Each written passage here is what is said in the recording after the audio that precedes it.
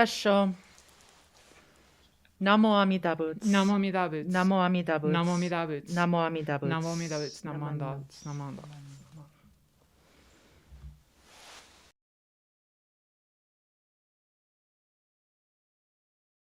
Hello. My name is Reverend Caitlin Kongo Masher Mace, and I'm the media director here at Tri-State Denver Buddhist Temple. I want to give every one of you that are watching this the biggest and deepest thank you I can. It's been 1 year since we've started to have to do services on YouTube due to the coronavirus pandemic. And over that year, we have completed 52 Sunday services, and so many of you have been here for every single one of them to watch. You have my deepest and heartfelt gratefulness, gratitude, and thanks. Domo arigatou gozaimashita. Today, for this service, we're going to have a chanting of the Sambutsuge, the praises of the Buddha. You can find Sambutsuge on page 53 of the Blue Denver Service Book. We'll then have a reading of The Three Treasures by Sensei Frank Miyazawa. You can find The Three Treasures on page 106 in the Blue Denver Service Book. We're then going to have an adult Dharma talk by Reverend Diana Thompson. Thank you once again so much for sticking with us for an entire year. And we all here at Tri-State Denver Buddhist Temple cannot wait for the time that we're all once together in person. So please, be safe, be happy, and know you are always in Amida's light.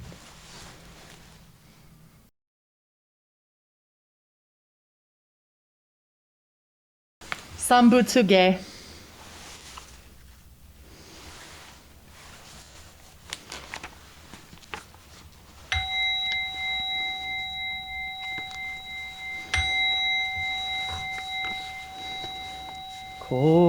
Kogen gigi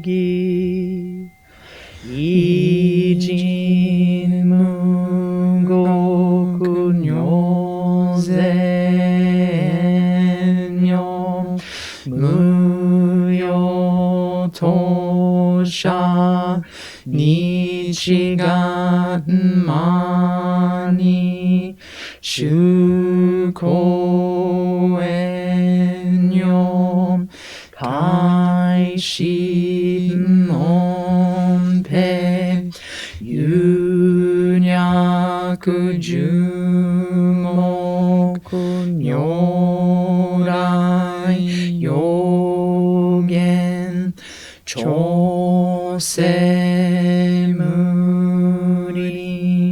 shogaku dayon koru jipo kaimon shojin samai chie itoku muryo shushokeu jintai zenen shobun hokai gujin jino kugo gaitai mumyo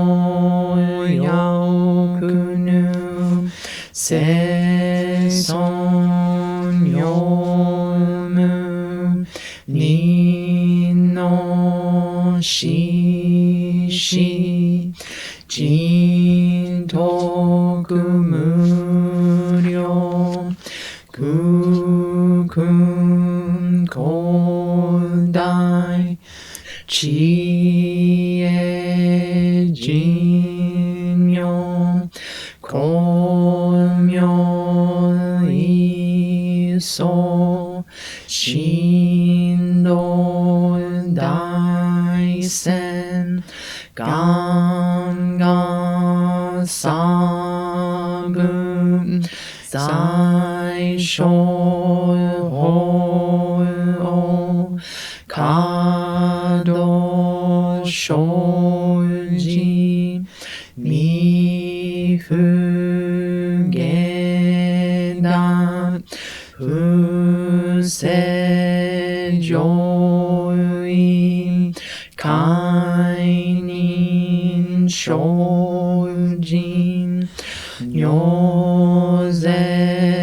samai chie ijo gose tokubu fugyo shigan isai kuku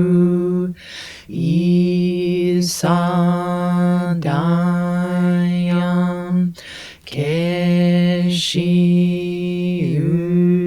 ubut hyakusen no kuman muryo daisho shunyo goja kuyo isai shito shogun funyo gudo kensho fukya hinyo goja shobun sekai bufu kake mushu sendo komyo shisho henshi shoko nyoze shojin ijin nanyo ryoga sabu kokudo daij goshu kimyo dojo chozen kokunyo nayon nimu toso gato aimin dodan isai jipo daisho shinen shoujo ito gakko keraku anno kobun shinmyo zega shinsho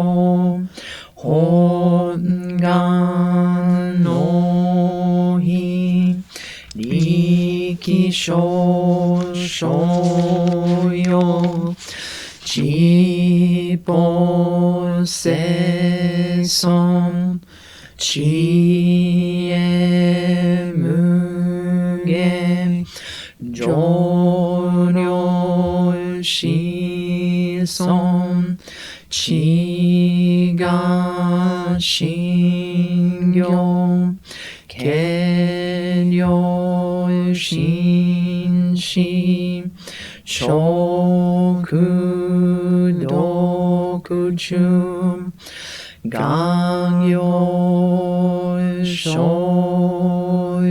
shojin ninju fuke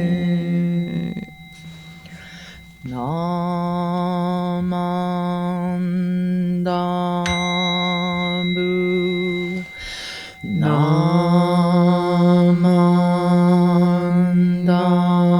namandabu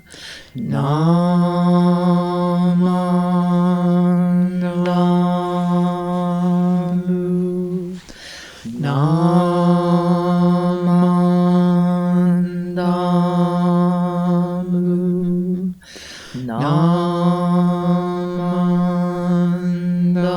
namandabu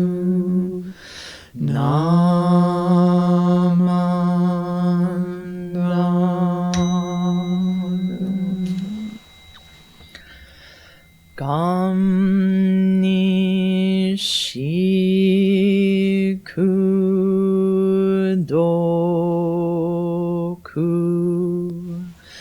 Nyondo Seisai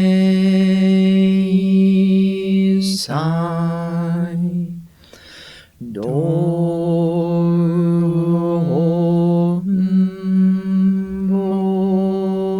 Daishin Ojo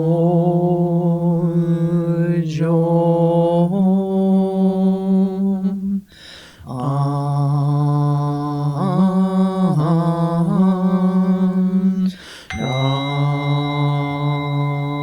Nako.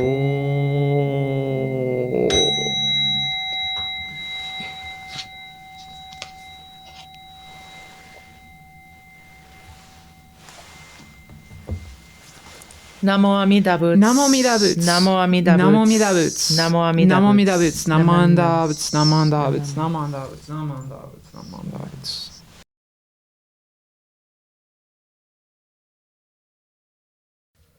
Hard is it to be born into human form. Now we are living it. Difficult is it to hear the teachings of the Blessed One. Now we hear it.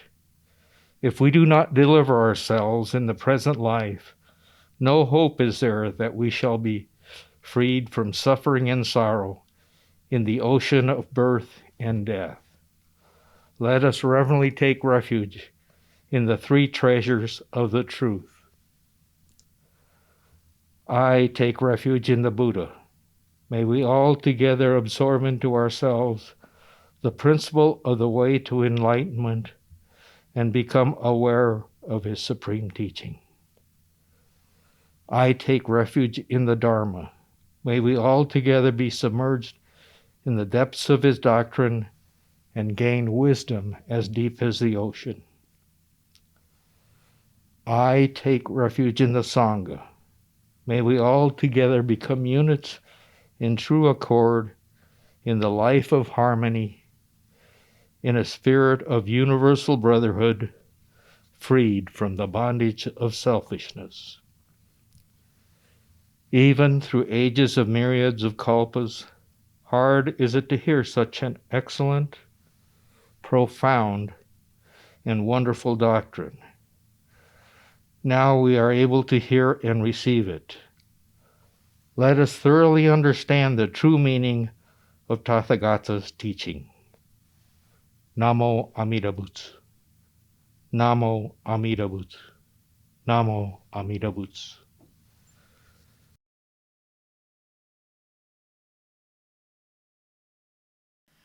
All right, good morning, everyone. Welcome to what is officially our 52nd week of doing these YouTube services. So we've been at it for a year. We're glad that you guys are still hanging in with us, and we are still happy to be here to serve you as Dharma teachers and friends. So we'll open this morning with a passage from Jusege. Please join me in Gassho. For the sake of all beings, I will open forth the Dharma store and universally bestow its treasure of virtue upon them. Among the multitudes of beings, I will always preach the Dharma with a lion's roar. Namo Amida Buddha. Namo Amida Buddha. Namo Amida Buddha. Namano. All right, thank you. So I chose this passage this morning because I was having a conversation with someone on the topic of music. Now, as I mentioned, we've been doing this particular YouTube service for an entire year now. And that means that we, as the ministers, have been able to get together and to, even though not in person, virtually gather with all of you to share the Dharma. Now, often in sutras, when the Buddhas or whomever happens to be speaking is talking about the teachings and conveying the teachings, they use the phrase preaching the Dharma with a lion's roar. And this means that the voice of the Dharma is far and immensely reaching, immeasurably reaching, if you were, out into the universe, that it is something that is timeless, that has always been and will always be. And because of that deep conviction of the teacher, the resonance is even greater, like the roar of a lion out on the Serengeti. It's loud, you can hear it from very far away, and it has that resonance that makes you feel the teachings themselves. Now, in talking to this friend of mine, we were discussing the idea that some of us, when we hear music, whether it's chanting, whether it's singing, whether it's instrumental, a lot of people feel the resonance. We feel the music as it comes, and it's something that sort of touches us on a physiological level. Whereas my friend had read a study that said that some people just do not. There is no physiological response to the music itself, and instead, it's sort of the words themselves that resonate with the person. So they can hear lyrically and connect with that, but it's not quite the same as the sound that's being made either by the singer's voice or from their instruments, etc., which I found immensely interesting because I grew up with musicians, and I've always had music around, and it definitely is something where I will feel it very deeply. I can hear some odd little tune from when I was a kid, or I can hear something new and exciting, and it has the potential to move me in exactly the same way.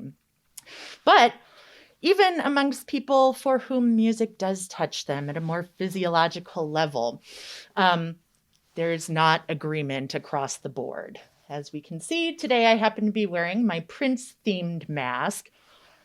I love Prince and his music. And actually, after he passed away back in 2016, I love him so much, I was actually surprised to find that there were people who did not care for his music. But that was a good reminder to me that, even though we have the capability of hearing things that make us feel very moved on some level, even within that, it's not going to be the same. However, when we talk about the Dharma and teaching the Dharma with a lion's roar, this can actually apply to everyone because the Dharma is taught in many, many different ways. We do chanting here at the temple, and a lot of people, myself included, are very moved by the sound of the chanting. And I know that since we've been apart, I've heard a lot that this is something people miss. They miss being able to chant with everyone, to have that sort of group sound that's very, very moving to them. However, for others, it would be the words, whether it's the words of the ministers themselves or reading the words of the Dharma itself. They have that same reaction, but specifically through the words. And for some folk, they need to have both. Now, I remember many, many years ago, I was at the Shinran 750th Memorial in San Jose. And it was a fascinating example to me of sort of that phenomenon of music that comes to touch everyone. Because part of the banquet, the San Jose Children's Choir was performing a lot of the gathas that we all kind of know from our temples. And we're all familiar with most of the gathas, especially the ones they were singing, because they seemed to be the ones that all of us had heard no matter which temple we'd been at or had visited. But it was interesting because the one that they ended with was Farewell. And it was a really interesting thing because they started singing it and they got near the end of the gatha, and out of absolutely nowhere, everyone started singing along. And I don't know why that happened or how it happened. Nobody had asked any of us to do it. But by the time we got to the ending line, now it's time to say goodbye till we meet again. not going to lie, there were a couple of us at the table I was sitting at that kind of cartoon welled up a little bit. And it was because it wasn't great singing by all of us. The choir sounded good, but not everybody is a singer. However, so it wasn't necessarily the sound itself, because it was all over the place, but it was that sudden moment where, even though the words, they're not amazing poetry, they, were written by temple members who did still have that heart of the Dharma and wanted to offer something. But it's a children's gatha that we sing at the children's services. However, many of us there, and it was pretty clear that everyone at my table had resonance with it because we'd been hearing it since we were kids. It reminded us of being children at the temple, and just the fact that all of us spontaneously started to share this song together, whether it sounded good or not, whether it was just the words themselves that sounded familiar and made them think of something that they had forgotten or something that was a really good memory for them. In that moment, that was like the Dharma being shared with a lion's roar. It didn't matter if you resonated with the lyrics of the song, with the music of the song, or with the whole experience. We were all there in that moment, sharing and truly understanding kind of what Buddha, Dharma, and especially Sangha meant to all of us. These were things that we'd heard. These were things that we shared. These are things that we could share with our children or with other people at the temple. And so, again, whether or not it resounded within you with something that made you feel really good because of the words or really good because of the music, that is the Dharma itself, and that is how we share the teachings. We say that it is with a lion's roar, and that was the Buddha's intent. The Buddha's intent was to share the Dharma however it was possible to all beings through all time in a way that would touch them personally. So initially, these words were not chanted. They were spoken and they were repeated. And then eventually we wrote chants to them so that people could memorize them in a more sing-songy way.